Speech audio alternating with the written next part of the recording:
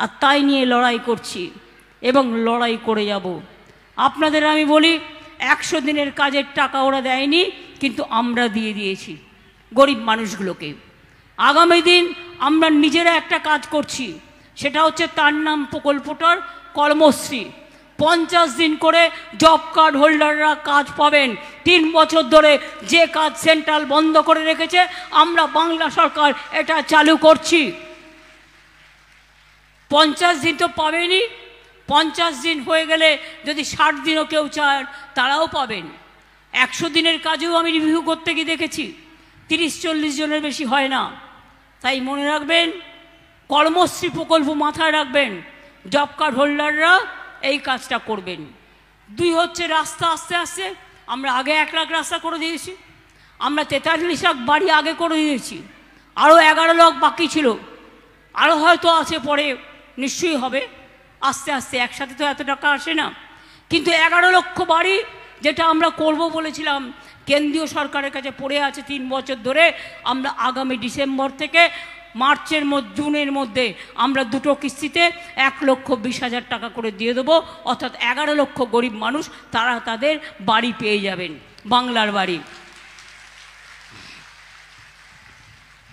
লক্ষ্মীর ভাণ্ডার পেয়েছেন তো? বেড়েছে তো?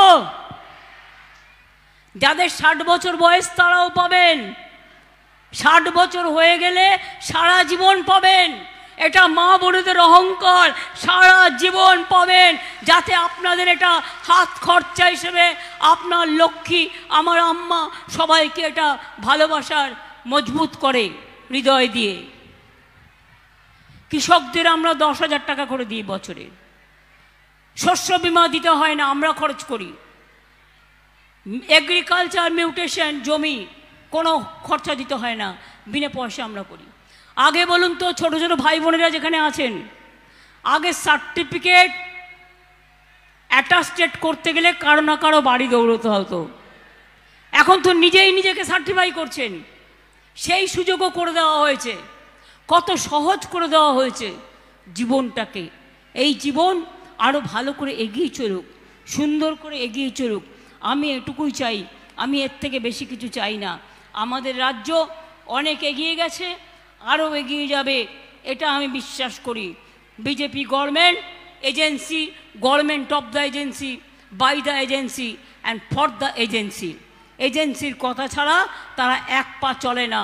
সবাইকে ভয় দেখায় ফোন করে, নয় এনআইএ করব, নয় সিআইএ করব, নয় হ্যান কারেঙ্গা ত্যান কারেঙ্গা।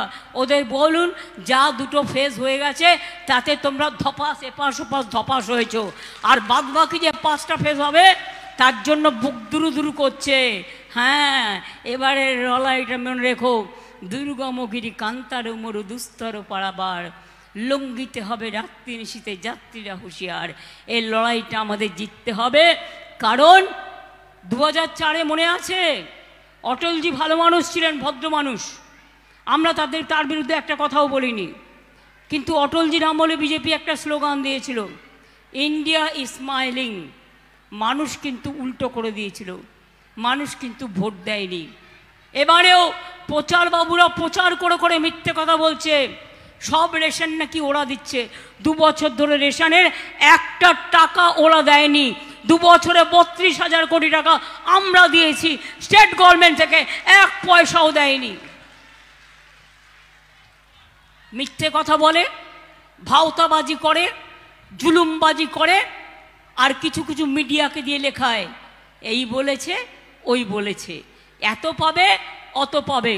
পরে দেখবেন মিডিয়ারও ক্রন্দন যখন হবে বিজেপির বিসর্জন।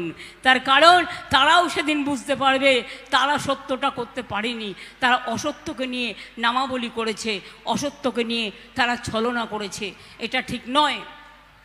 তাই আগামী দিন আপনাদের আমি বলে যাই, প্রচারবাবু বলেছিলেন ইসবার 400 পার, আর আমি বলেছিলাম ইসবার পগার পার।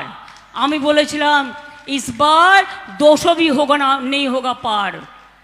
যদি এগুলো ভালো হয়, সত্য হয়, খাওয়াবেন তো? কি মুর্শিদাবাদের মানুষ খাওয়াবেন তো? কি মালদার মানুষ খাওয়াবেন তো? বাংলার মানুষ খাওয়াবেন তো?